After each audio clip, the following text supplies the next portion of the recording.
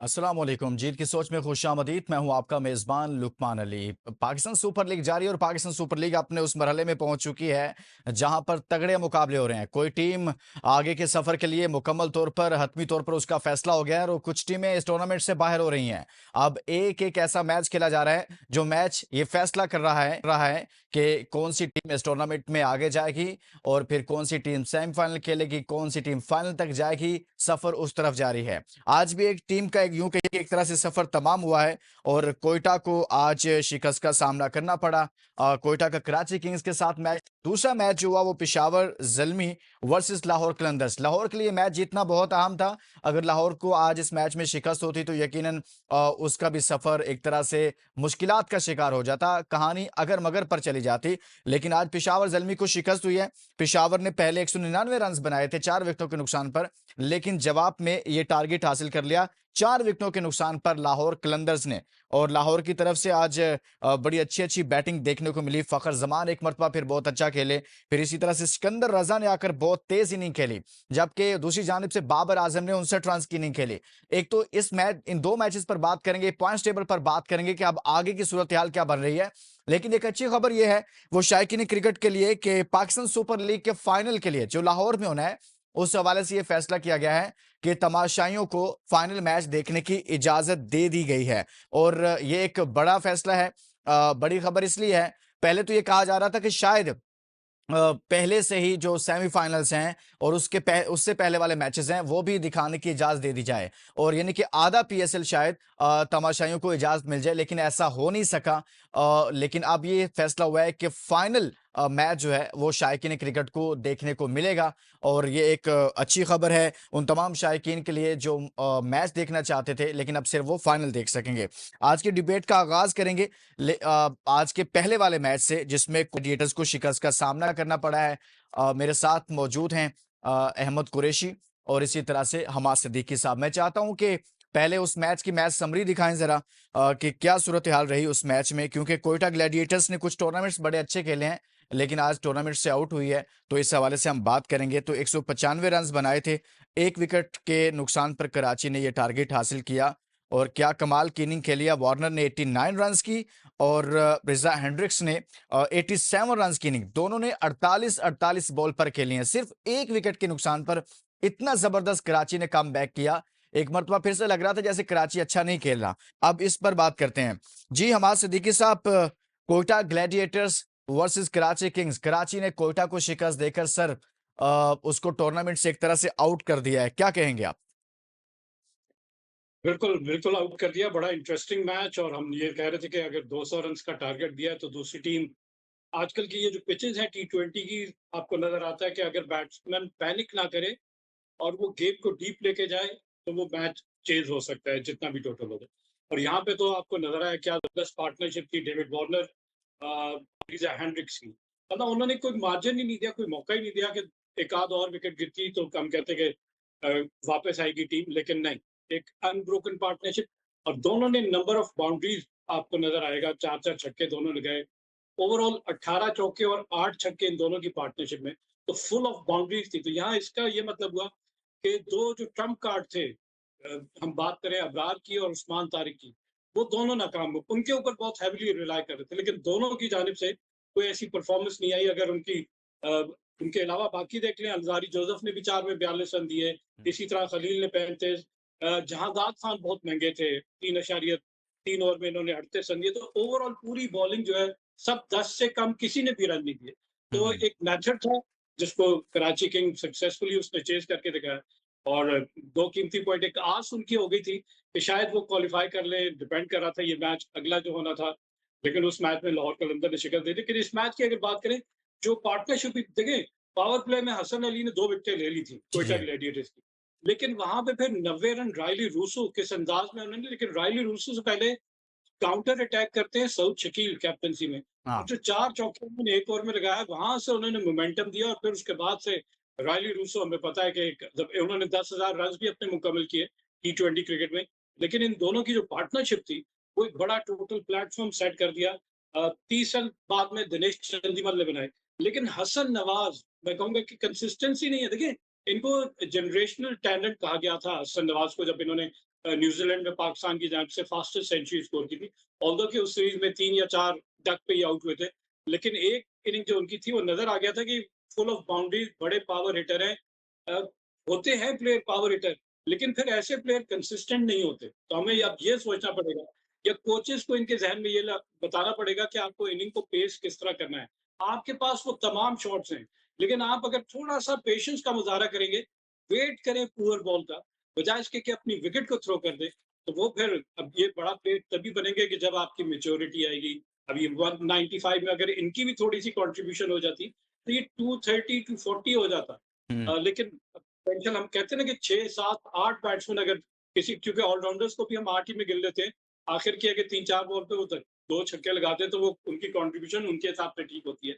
लेकिन जो recognised batsman हैं, उनकी अगर कंट्रीब्यूशन ना आए, जैसा हमने देखा कि इनको टाइम लगा मोमेंटम पिक करने के लिए, रायलू रूसो और सऊद शकील को, क्योंकि पहले सही। थोड़ा विकेट से वर्क हो जाती है। तो यहाँ पे शायद थोड़ा डेड पड़ा और एंड में फिर भी हम कहें एक लेकिन एक चौका। मुनासिब टोटल तो था, मुनासिब टारगेट था, हम इसको बहुत कम भी नहीं कह सकते। 160-70 भी यहाँ पर मुश्किलात खड़ी करते रहे हैं, इतने रन्स भी करने के बावजूद। लेकिन उनकी बॉलिंग बिल्कुल हाथ-पाँव फूल गए। अहमद, आप क्या कहेंगे? कोयटा ग्लैडिएटर्स टूर्नामेंट से आउट हो गई। 10 में से सिर्फ 3 मैचेज़ इसने जीते हैं और 7वें नंबर पर इस टूर्नामेंट में मौजूद है और आज तो बिल्कुल सफ़र तमाम हो गया। 195 रन्स किए, वो भी इनकी बॉलिंग लाइनअप बचा नहीं पाई कोयटा की। क्या कहेंगे? पीएसएल के दौरान बार-बार इसी चीज़ पे डिस्कशन होती रही है और मैंने भी इस चीज़ को हाइलाइट किया है हुँ। कि कोई जो बॉलिंग है वो अप टू द मार्क नहीं है। ख़ास तौर पे अगर आप स्पिनर्स देखें, चाहे अबरार अहमद हों और या उस्मान तारिक हों, जितना इंटरनेशनल क्रिकेट में इनका हव्वा बना हुआ है और जितना हमने इनको एक को मिस्ट्री स्पिनर और दूसरे को हमने बड़ा कोई अपना जो है ना वो छुपा हुआ हथियार एज़ न्यूक्लियर बॉम्ब टाइप बताया था। दोनों की परफ़ॉर्मेंस हमारे सामने है और देखें जब आपकी बॉलिंग परफ़ॉर्म नहीं करती डिस्पाइट कि आपके नाम कितने बड़े हैं या उनका इंटरनेशनल एक्सपीरियंस और एक्सपोज़र कितना है, लेक जब वो ऑन ओकेज़न या ऑन डे परफ़ॉर्म नहीं करती आपकी बॉलिंग, तो आप 200 दो 250 भी रन्स इवन लगा लें बोर्ड पे तो फिर वो भी चेज़ हो जाते हैं। हुँ, हुँ। तो आजकल हम क्रिकेट में जहाँ बात करते हैं कि टी20 में मैचेस बनते भी पावर प्ले में हैं और बिगड़ते भी पावर प्ले में हैं, वहाँ कहीं न कहीं हमें ये बात भी अब एडमिट करनी पड़ेगी और टीमों को भी इस पे ध्यान देना पड़ेगा कि इस तरह की विकेट्स जो बैटिंग फ्रेंडली होती हैं यूजुअली फ्रैंचाइज़ बेस्ड क्रिकेट में, वहाँ पे आपको बैटिंग से ज़्यादा बॉलिंग मैचेस जिताती है क्योंकि बैटिंग करना तो बड़ा आसान होता है। आप 200, 250 भी लगा देते हैं। लेकिन मैच आप तब जीतते हो जब आपकी जो बॉलिंग है उसमें इतनी स्ट्रेंथ और इतनी पोटेंशियल हो कि जो टोटल बोर्ड के ऊपर लगा है, चाहे वो 200 है, 150 है या 250 है, कुछ भी है, उसको वो डिफेंड कर सके। तो आई थिंक ये पिंडी का भी एग्जांपल आपके सामने है। इस ओवरऑल पीएसएल में भी हमने देखा है, इवन आईपीएल और फ्रेंचाइज बेस्ड टूर्नामेंट्स में, इवन इंटरनेशनल क्रिकेट में भी, टी20 वर्ल्ड कप में भी हमने देखा है कि टीमों ने अगर बड़े टोटल बोर्ड पे लगाए हैं, अगर उनकी बॉलिंग कंप्लीट नहीं है या उनके बॉलर्स उस तरह से ऑन डे परफॉर्म नहीं करते, तो फिर वो टीम्स मैचेस भी हारती हैं और स्ट्रगल भी करती हैं। तो हुँ। क्वेटा की टीम नो डाउट अब देखें पिक्स बुरी नहीं थी, चाहे अबरार हो या उस्मान तारिक हो, मैं या आप भी अगर ड्राफ्टिंग में बैठे होंगे और अपनी टीम के लिए हमें पिक करने होंगे स्पिनर, तो शायद मैं या आप भी इन स्पिनर्स के लिए जाएँगे। लेकिन इनका काम था कि ये परफॉर्म करते, इनका काम था कि ये डिलीवर करके देते अपनी फ्रैंचाइज़ को, जो कि ये नहीं कर सके। बाकी बॉलर्स की भी कोई ख़ास परफॉर्मेंस नहीं है। जोसेफ की अप टू सम एक्सटेंट फिर भी कुछ ना कुछ जो है ना वो पैचेज़ में परफॉर्मेंसेज़ वग़ैरह आती रही हैं। तो कहने का मकसद ये है कि बॉलिंग आई थिंक ये क्वेटा की इस तरह की रही है कि जिसने क्वेटा को आज पीएसएल से बाहर होने पे मजबूर किया है। और दूसरी तरफ अगर हम देखें कराची को, तो जिस तरह से उन्होंने आई थिंक ये बैटिंग की, उनसे उम्मीद तो यही की जा रही थी कि शायद आज वो ना चले उनकी बैटिंग, लेकिन बड़ा आराम से तहम्मुल से कोई उन्होंने पैनिक नहीं किया बोर्ड पे टोटल देख के और बड़ा कंफर्टेबली मैं कहूँगा सही हो गया क्या? हमाद भाई, आपको अभी देखें ना, 10 मैचेस में से एक टीम 3 मैचेस जीत रही है। आपने इसका मतलब है कि आज के मैच को अगर हम माइनस भी कर दें, एक तरफ भी रख दें, जिसके हारने से उनका फैसला हो गया कि वो टूर्नामेंट से आउट हो गए। कल तक कुछ चांसेस थे। लेकिन हम पहले वाले मैचेस का भी जायजा लें, यूं कहिए कि पूरे टूर्नामेंट में अब कोयटा ग्लैडिएटर्स ने जो खेला, जिस तरह से खेला, उसका हम जायजा लें। आपको फेलियर कहां पर नजर आया? कैप्टनसी में, बैटिंग में, बॉलिंग में, कॉम्बिनेशन अच्छा नहीं बन पाया? क्या हुआ इनके साथ?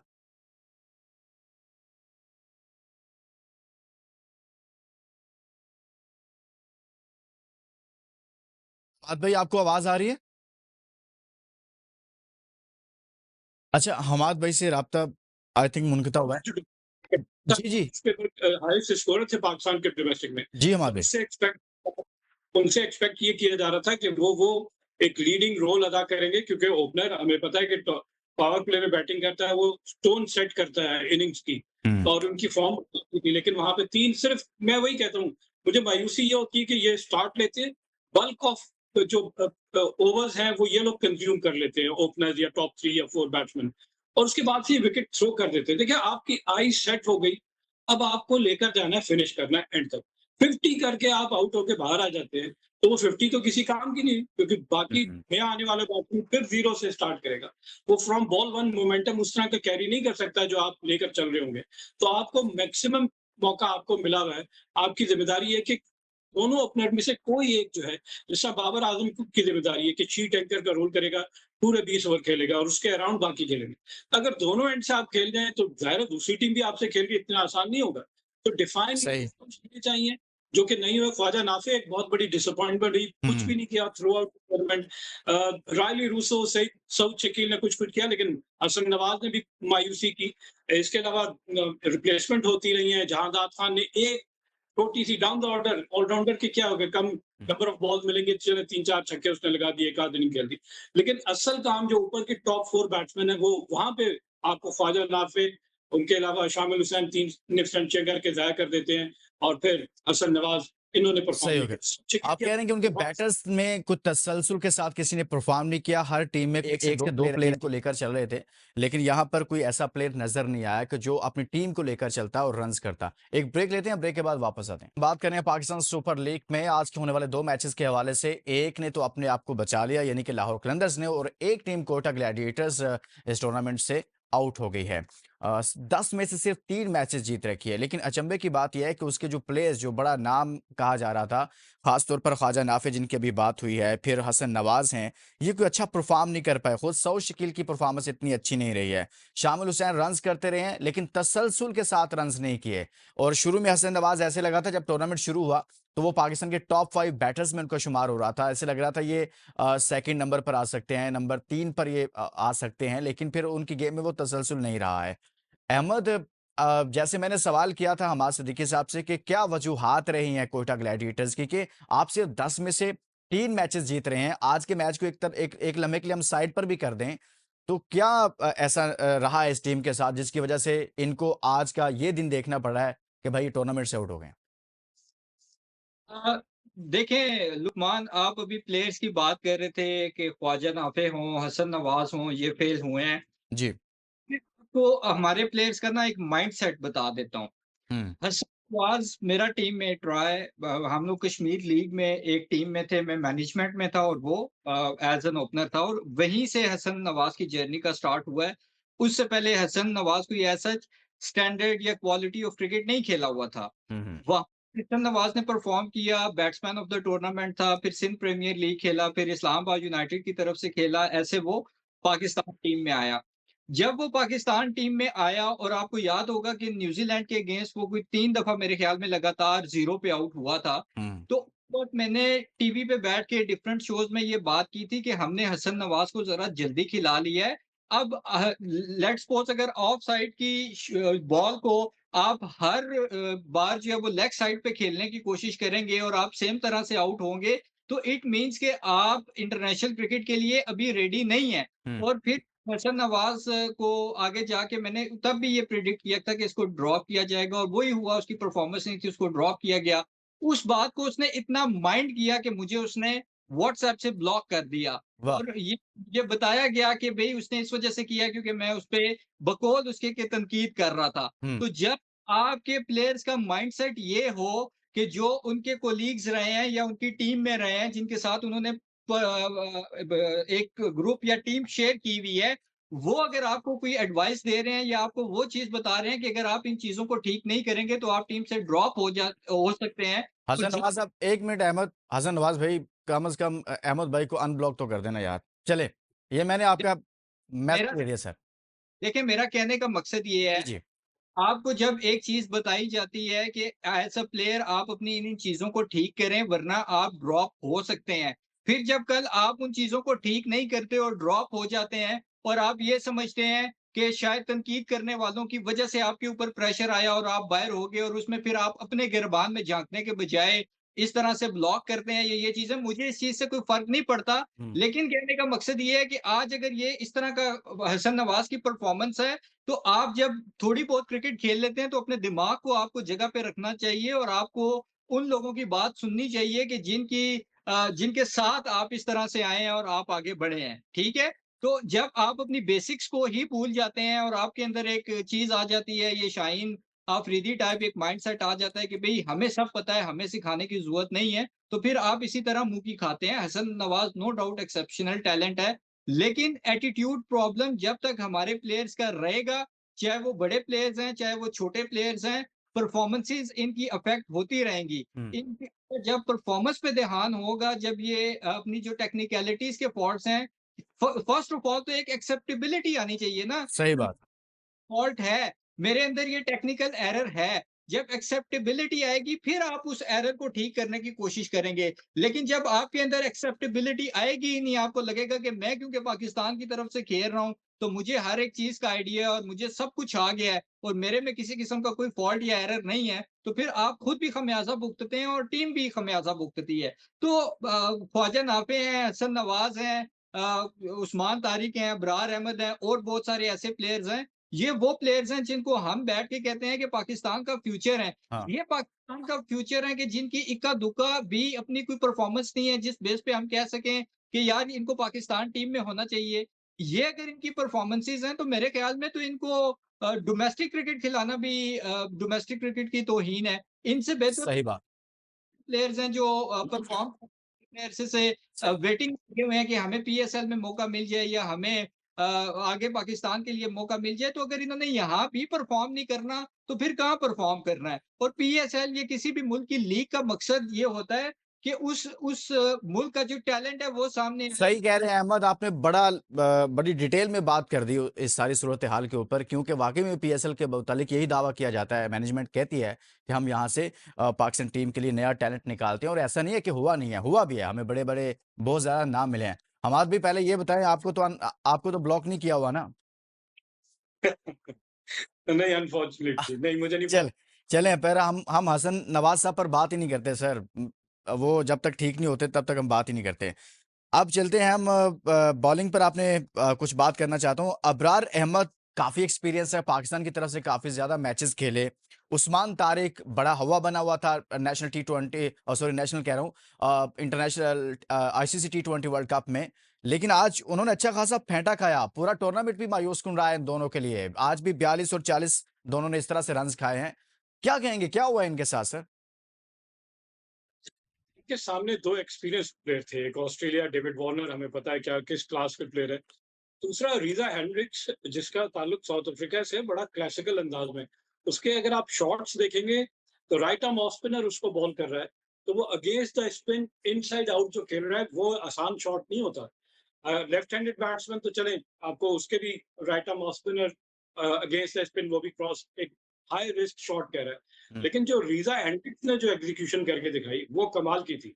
और मैं हमेशा से कहता हूँ स्पिनर अगर कट और पुल खा रहा है तो वो पुअर बॉलिंग है। उसका क्या मतलब है, वो शॉर्ट पिच बॉल कर रहा है। स्पिनर अगर बैट्समैन को फ्रंट फुट पे नहीं लाएगा, उसका अगला कदम आगे नहीं निकालेगा, उसको ड्राइव पे नहीं लेकर आएगा, तो वो बॉलर नहीं, मैं मानता उसको। हम्म, तो यहाँ पे तो इनको ये समझ आ गया कि शायद इनके ऊपर अब तमाम टीमों ने वर्कआउट कर लिया है, इनकी वीडियोस देख-देख के कि ये क्या बॉलिंग कर रहे हैं। एक लो ट्रैजेक्टरी से कर रहा है, एक पॉज़ लेके कर रहा है उस्मान तारिक की हम बात करें। Abrar on the other hand mystery spinner है, ऑफ ब्रेक भी कर रहा है, कैरम बॉल भी कर रहा है, लेग ब्रेक।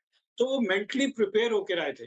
और एक देखिए हम अगर वैसे बात करें ना, अगर मैंने किसी को क्रॉस खेलना है, एक तो मैं उसमें देखूँगा मेरा रिस्क क्या है। तो सही। रख के आगे निकल के टांग रख के क्रॉस खेलूँगा हम्म, कि अगर बैट की लाइन पे मिस भी हो जाऊँगा, तो मैं कम से कम क्रीज से इतना बाहर हूँ कि लेग बिफोर के चांसेस खत्म हो जाए। तो ये उन्होंने एक एग्रेसिव अप्रोच थी इन दोनों बैट्समैनों की। एक अगेंस्ट द स्पिन खेल रहा है और एक इनसाइड आउट क्लासिकल अंदाज में खेल रहा है।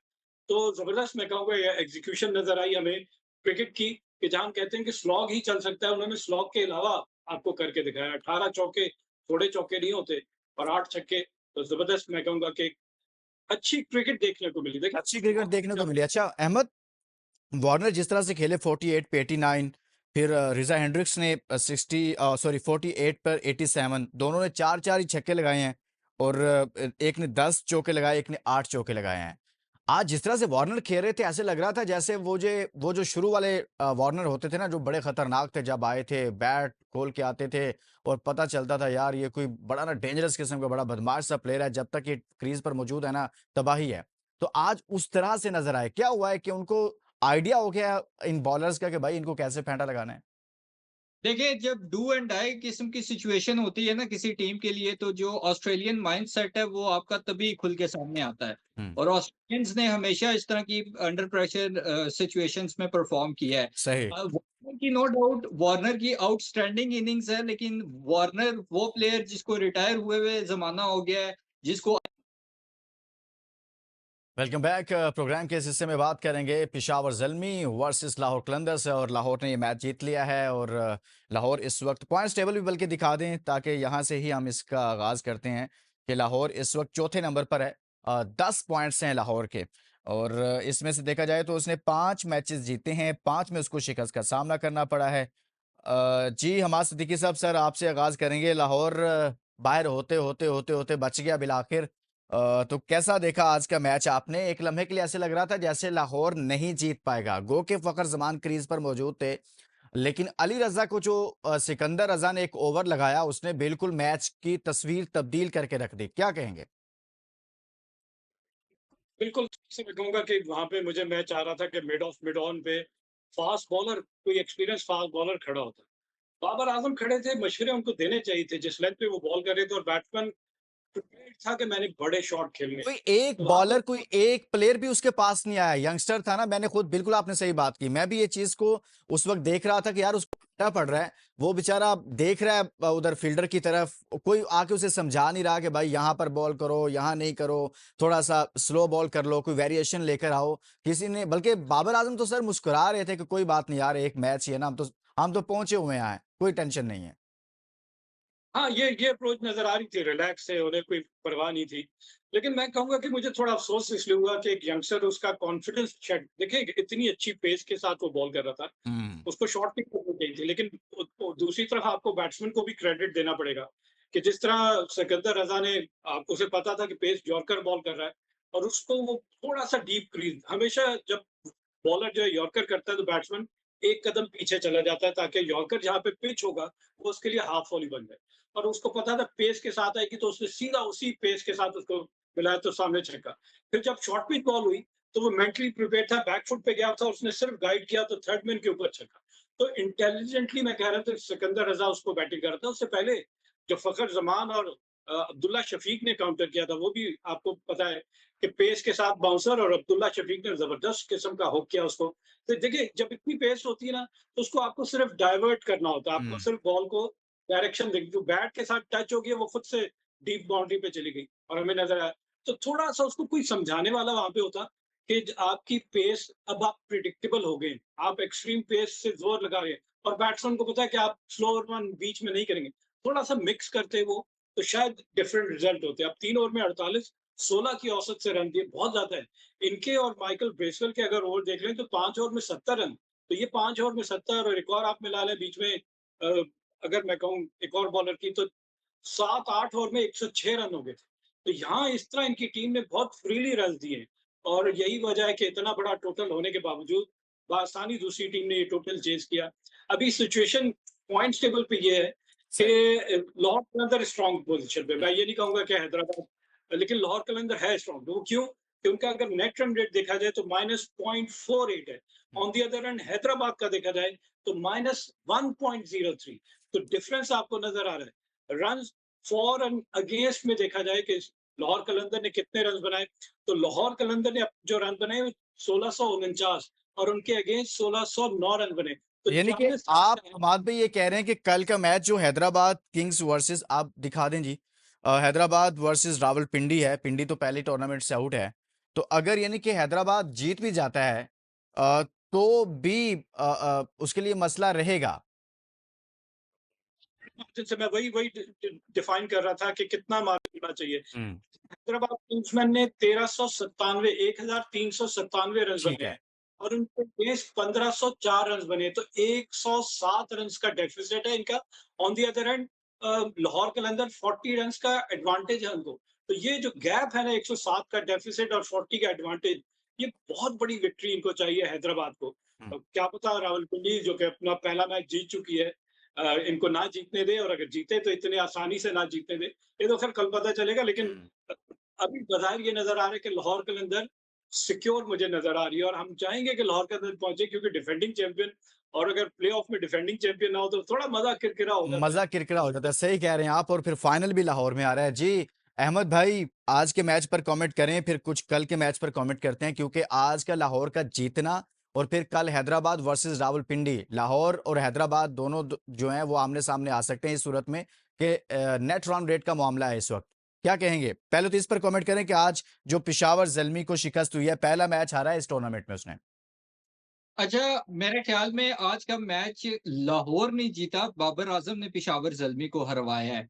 हुँ, ये बात मैं मुसलसल इस पीएसएल में करता रहा हूँ और इससे पहले भी ये बात होती रही है कि जब बाबर आजम जैसा बैट्समैन जब 40 प्लस बॉल्स कंज्यूम कर लेता है तो उससे आप ये एक्सपेक्ट करते हैं कि एटलीस्ट वो 160 के स्ट्राइक रेट से खेले। हुँ। लेकिन बाबर आजम का एज यूजुअल वही पुरानी स्टोरी के बॉल्स और रन्स का अगर आप डिफरेंस देखेंगे तो वो 7 या 10 के राउंड अबाउट होता है।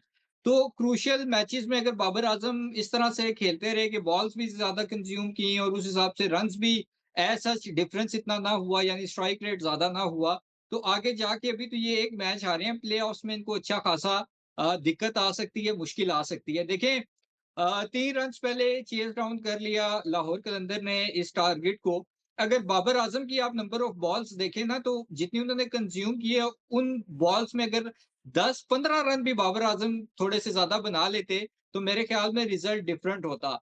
कुशाल मेंडिस आज नहीं चले लेकिन मैं उनको ज़्यादा ब्लेम इस वज़ह से नहीं दूँगा क्योंकि वो अकेले सर पे पेशावर ज़ल्मी की इस टीम को अनबीटन उन्होंने रखा हुआ था। तो अगर आज वो नहीं चले और बाबर आजम चले भी, तो पेशावर ज़ल्मी अगर हार गई तो इससे ही साबित हो जाता है कि कहीं न कहीं कुशाल मेंडिस की वज़ह से यहाँ तक पेशावर ज़ल्मी की ये टीम अनबीटन आई है। हुँ। सो मेरे ख्याल में जो पेशावर ज़ल्मी की मैनेजमेंट है, उनको बाबर आज़म के साथ बैठ के सर जोड़ना पड़ेगा और उनको ये चीज़ बाबर आज़म को समझानी पड़ेगी कि आपको थोड़ा-सा फ़ास्ट खेलना पड़ेगा। सर वो एटलीस्ट कह चुके हैं, वो कह चुके हैं कि मैं मुझे बता दिया गया हुआ है कि भाई आप जो बाबर आज़म हैं, आप वही गेम करें। मज़ीद वो ना तो वो समझाना चाह रहे हैं, ना वो समझना चाह रहे हैं। उन्होंने कहा है कि मेरी बात हो गई है भाई। आपको पता है ना जब उन्होंने रन्स किए तो फिर उन्होंने बता दिया था।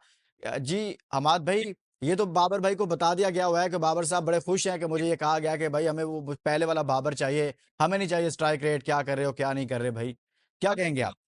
यार लुकमान मुझे कंप्लीट तो करने जी, जी, अहमद भाई कर लें भाई, करें। कह हमारे रहा हूँ कि बाबर आज़म की बेशक बात हो गई हो, लेकिन हुँ, प्रॉब्लम ये है कि अब पीएसएल जिस पेस में जा रहा है, वहाँ पे आपके पास इस तरह की गलतियों की ज़्यादा गुंजाइश नहीं है। बिल्कुल। अली रज़ा को आज मार पड़ गई तो कोई बात नहीं, वो बच्चा है ओवरऑल उसने बड़ी ज़बरदस्त बॉलिंग की है, हैट्रिक की क्रूशियल स्टेजेस पे पेशावर ज़ल्मी को विकेट्स लेके दी, दूसरी टीम्स की बैकबोन एक तरह से तोड़ता रहा मेन बैट्समैन को आउट करके। बिल्कुल।